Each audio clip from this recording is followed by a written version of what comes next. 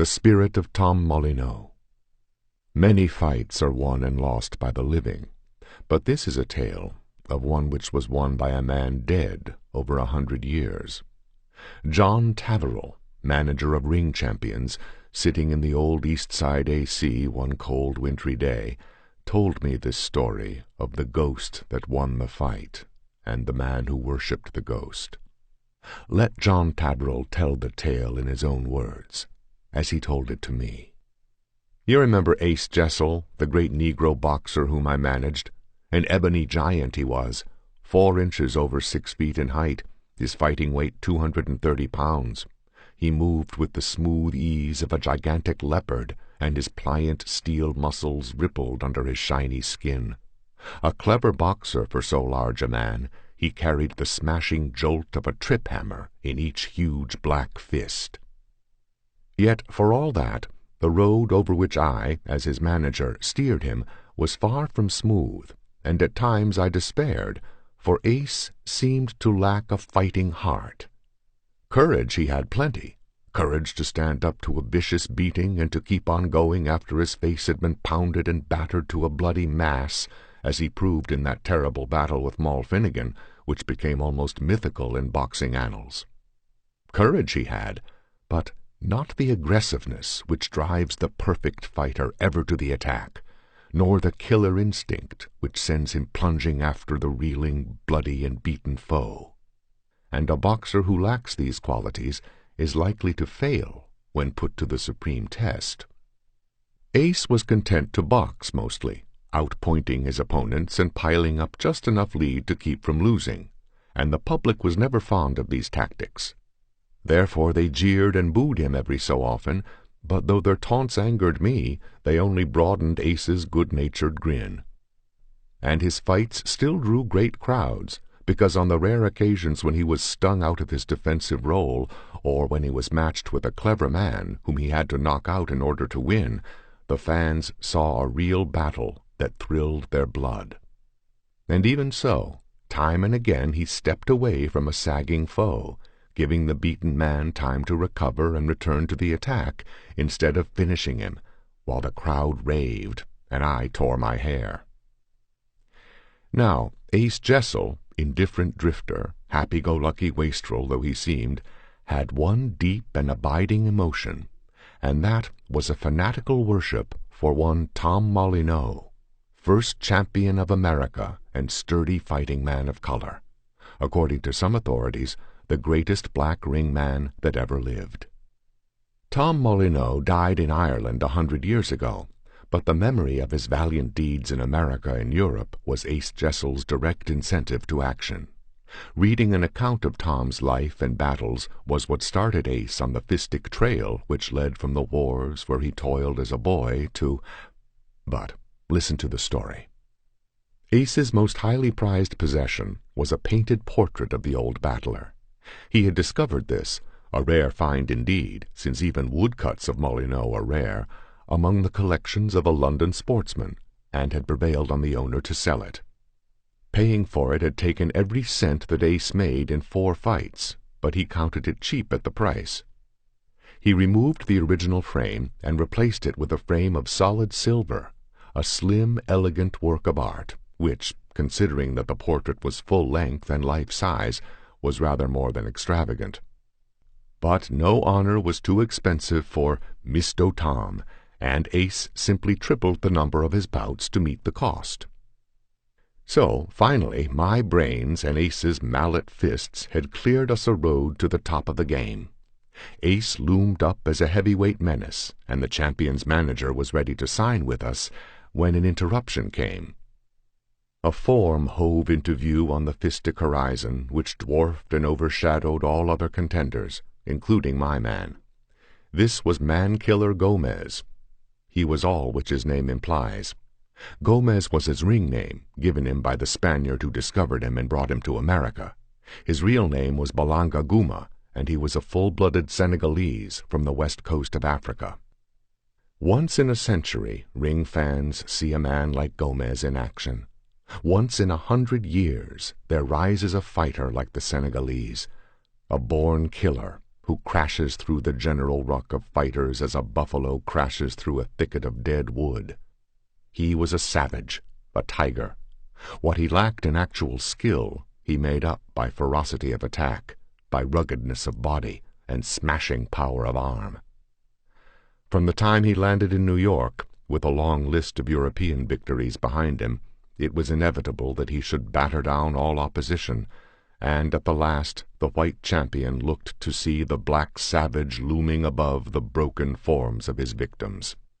The champion saw the writing on the wall, but the public was clamoring for a match, and whatever else his faults, the title holder was a fighting champion.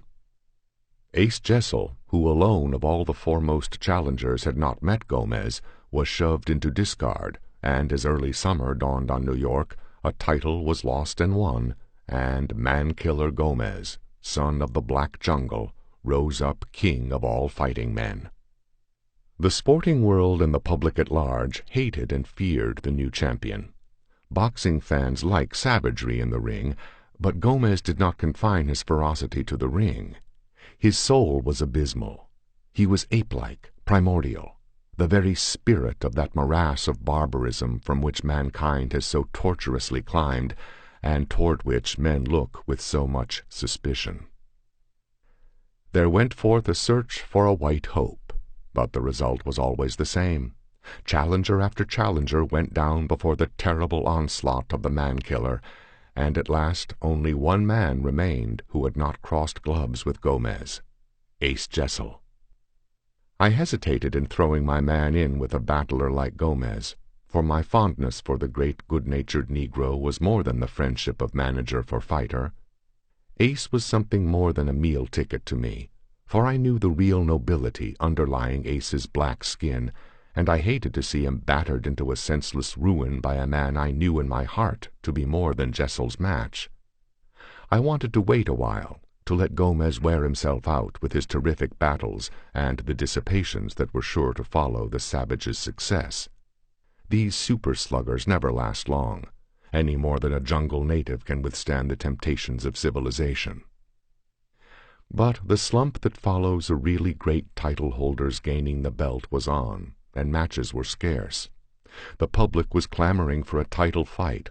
Sports writers were raising Cain and accusing Ace of cowardice. Promoters were offering alluring purses, and at last I signed for a 15-round go between Man-Killer Gomez and Ace Jessel. At the training quarters, I turned to Ace. "Ace, do you think you can whip him?" "Mr. John," Ace answered, meeting my eye with a straight gaze, "I'll do my best, but I's mighty feared I can't do it. Dat man ain't human." I knew this was bad. A man is more than half whipped when he goes into the ring in that frame of mind. Later I came into Ace's room for something, and halted in the doorway in amazement.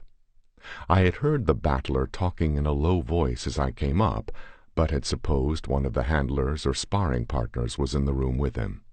Now I saw that he was alone. He was standing before his idol, the portrait of Tom Molyneaux. "Mr. Tom," he was saying humbly, "I ain't never met no man yet what could even knock me off my feet, but I reckon dat nigger can. I's gwine to need help mighty bad, Mr. Tom." I felt almost as if I had interrupted a religious rite. It was uncanny. Had it not been for Ace's evident deep sincerity, I would have felt it to be unholy. But to Ace, Tom Molyneaux was something more than a saint. I stood in the doorway in silence, watching the strange tableau. The artist who painted the picture so long ago had wrought with remarkable skill. The short black figure seemed to stand out boldly from the faded canvas. A breath of bygone days, it seemed, clad in the long tights of that other day, the powerful legs braced far apart, the knotted arms held stiffly and high, just as Molyneaux had appeared when he fought Tom Cribb of England so long ago. Ace Jessel stood before the painted figure, head sunk upon his mighty chest, as if listening to some dim whisper inside his own soul. And as I watched, a curious and fantastic thought came into my brain, the memory of an age-old superstition. You know it has been said by delvers into the occult that the carving of statues or the painting of pictures has power to draw back from the void of eternity souls long flown, and to recreate them in shadowy semblance.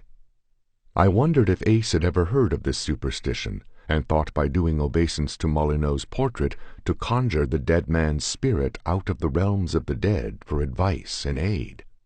I shrugged my shoulders at this ridiculous idea and turned away. As I did, I glanced again at the picture before which Ace still stood like a great image of black basalt, and was aware of a peculiar illusion. The canvas seemed to ripple slightly, like the surface of a lake across which a faint breeze is blowing. However, I forgot all this as the day of the fight drew near. The great crowd cheered Ace to the echo as he climbed in the ring, cheered again, not so heartily, as Gomez appeared. They afforded a strange contrast, those two Negroes, alike in color, but how different in all other aspects.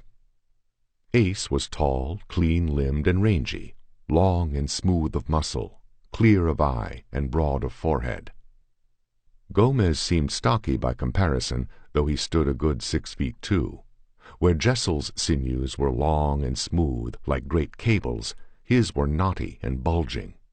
His calves, thighs, arms, and shoulders stood out in great bunches of muscles.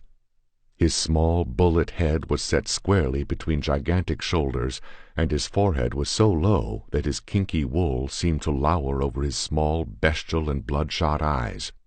On his chest was a thick grizzle of matted black hair. He grinned cavernously, thumped his breast, and flexed his mighty arms with the insolent assurance of the savage. Ace, in his corner, grinned at the crowd, but an ashy tint was on his dusky face, and his knees trembled. The usual remarks were made, instructions given by the referee, weights announced, 230 for Ace, 248 for Gomez. Then, over the great stadium, the lights went off, save for those over the ring, where the two black giants faced each other like men alone on the ridge of the world. At the gong, Gomez whirled in his corner and came out with a breathtaking roar of pure ferocity. Ace, frightened though he must have been, rushed to meet him with the courage of a caveman charging a gorilla, and they met headlong in the center of the ring. The first blow was the man-killer's, a left swing that glanced Ace's ribs. Jessel came back with a long left to the face and a straight right to the body that stung. Gomez bulled in, swinging both hands, and Ace, after one futile attempt to mix it with him, gave back. The champion drove him across the ring, sending in a savage left to the body as Ace clinched. As they broke, Gomez shot a terrible right to the chin, and Ace reeled into the ropes. A great "Ah!" went up from the crowd as the champion plunged after him like a famished wolf, but Ace managed to dive between the lashing arms and clinch, shaking his head to clear it. Gomez sent in a left, largely smothered by Ace's clutching arms, and the referee warned the Senegalese. At the break, Ace stepped back, jabbing swift and cleverly with his left, and the round ended with the champion bellowing like a buffalo, trying to get past that rapier-like arm. Between rounds, I cautioned Ace to keep away from the infighting as much as possible, where Gomez's superior strength would count heavily, and to use his footwork to avoid punishment as much as he could. The second round started much like the first, Gomez rushing and Ace using all his skill to stave him off and avoid those terrible smashes. It's hard to get a shifty boxer like Ace in a corner when he is fresh and unweakened, and at long range had the advantage of his superior science over Gomez, whose one idea was to get in close and batter down his foes by sheer strength and ferocity.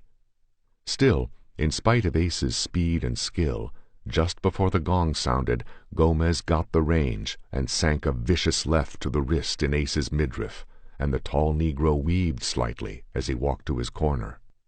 I could see the beginning of the end. The vitality and power of Gomez seemed endless. There was no wearing him down, and it would not take many of his blows, landed, to rob Ace of his speed of foot and accuracy of eye. Then, forced to stand and trade punches, he was done. Gomez, seeing he had stung his man, came plunging out for the third round with murder in his eye. He ducked a straight left, took a hard right uppercut square in the face and hooked both hands to the body, then straightened with a terrific right to the chin, which Ace robbed of most of its force by swaying with the blow.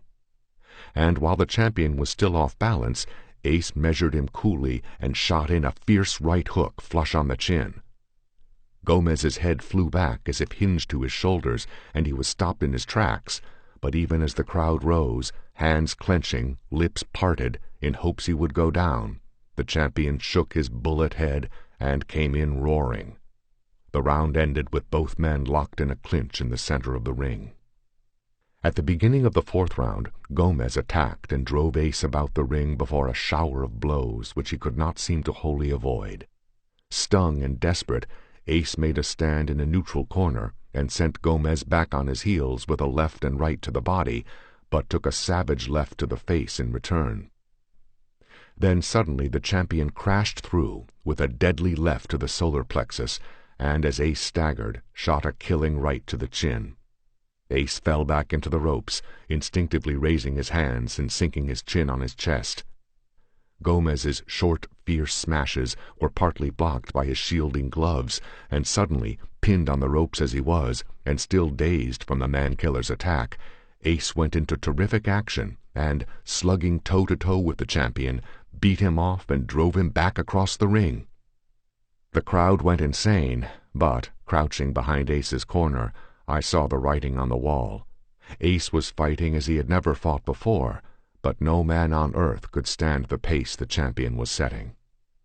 Battling along the ropes, Ace sent a savage left to the body and a right and left to the face, but was repaid by a right-hand smash to the ribs that made him wince in spite of himself, and just at the gong, Gomez landed another of those deadly left-handers to the body.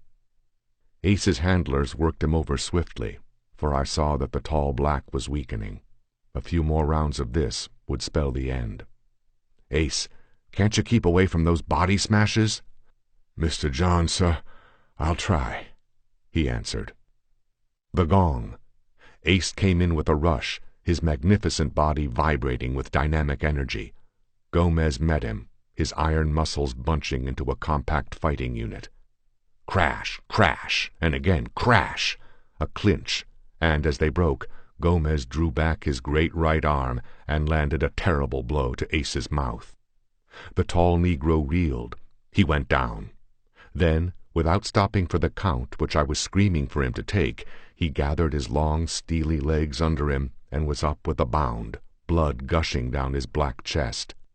Gomez leaped in, and Ace, with the fury of desperation, met him with a terrific right square to the jaw, and Gomez crashed to the canvas on his shoulder blades. The crowd rose, screaming. In the space of 10 seconds, both men had been floored for the first time in the life of each. 1, 2, 3, 4. The referee's arm rose and fell. Gomez was up, unhurt, wild with fury. Roaring like a wild beast, he plunged in, brushed aside Ace's hammering arms, and crashed his right hand with the full weight of his mighty shoulder behind it, full into Ace's midriff. Jesse went an ashy color. He swayed like a tall tree, and Gomez beat him to his knees with rights and lefts, which sounded like the blows of caulking mallets. 1, 2, 3, 4. Ace was writhing on the canvas, striving to get his legs beneath him. The roar of the fans was a torrent of sound, an ocean of noise which drowned out all thought. 5, 6, 7. Ace was up. Gomez came charging across the stained canvas, gibbering his pagan fury. His blows beat upon the staggering challenger like a hail of sledges, a left, a right, another left, which Ace had not strength to duck.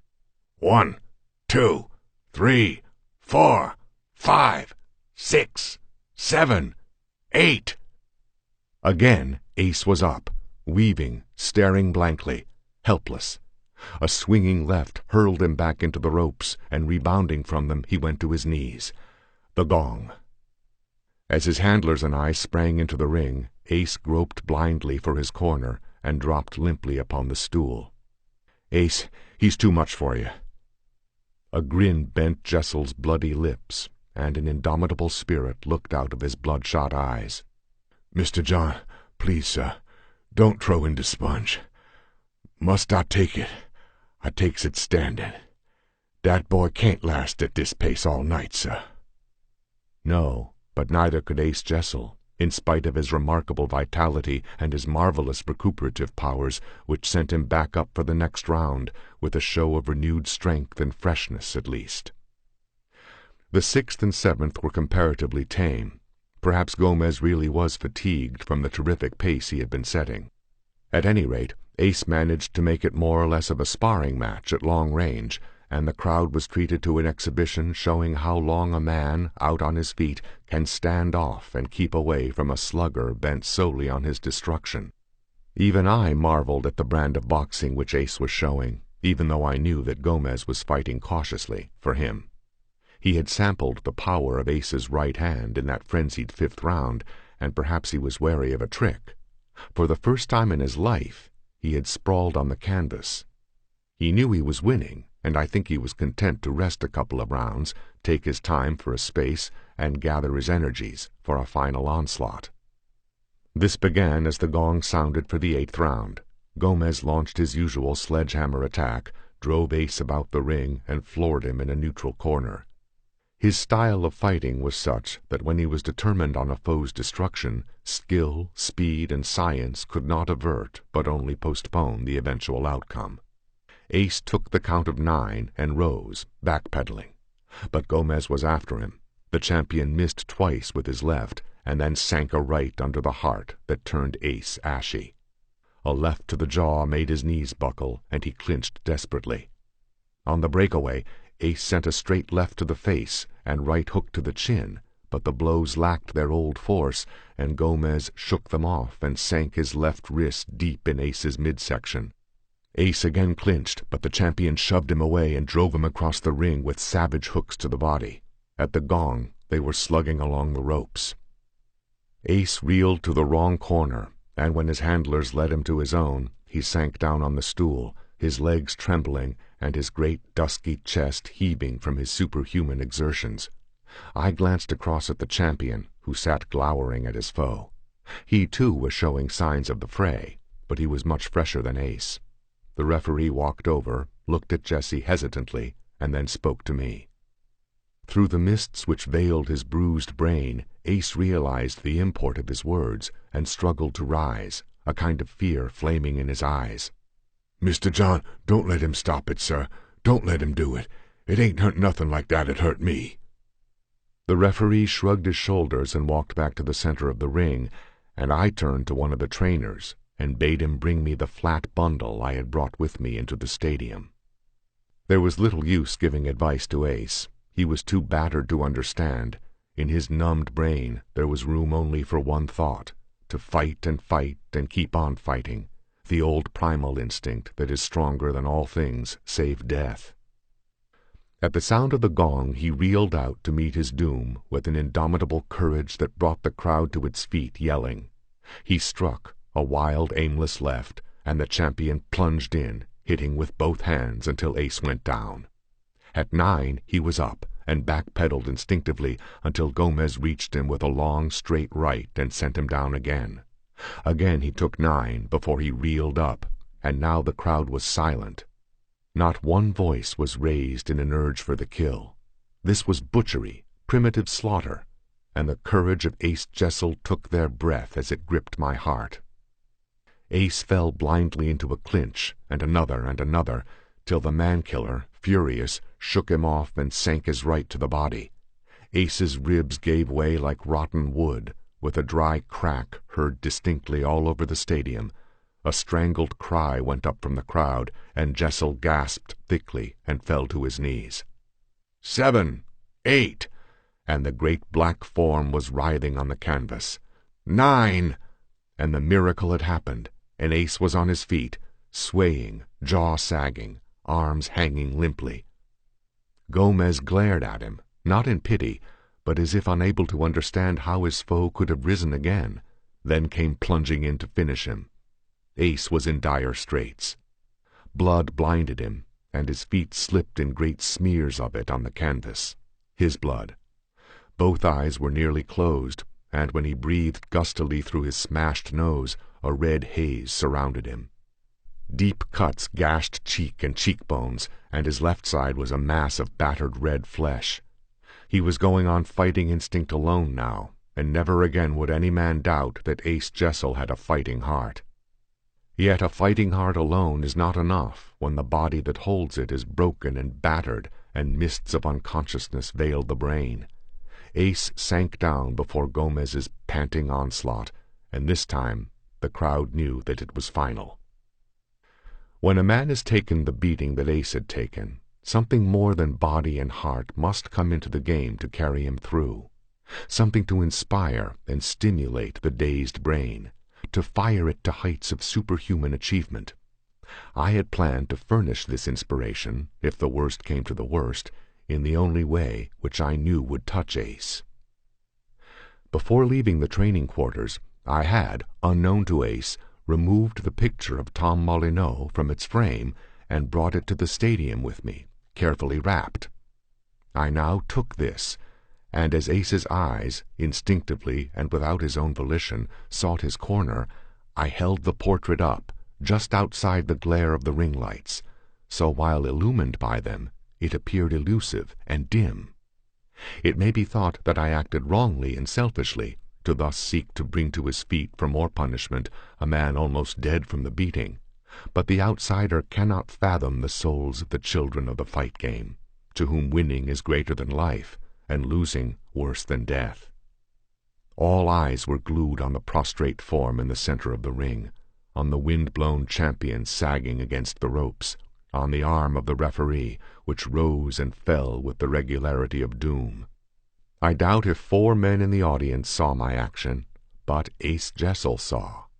I caught the gleam that came into his bloodshot and dazed eyes. I saw him shake his head violently.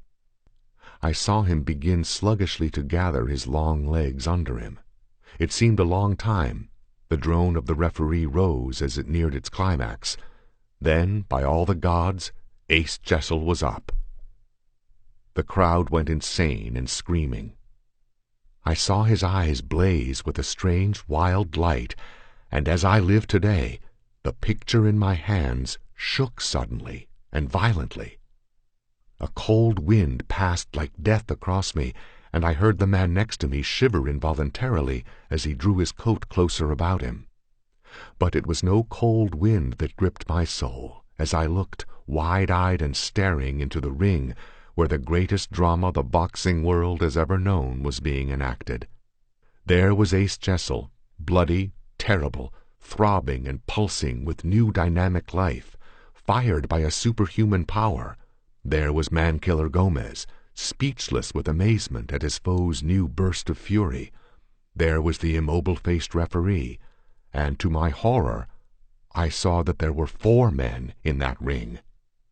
And the 4th, a short, massive black man, barrel-chested and mighty-limbed, clad in the long tights of another day.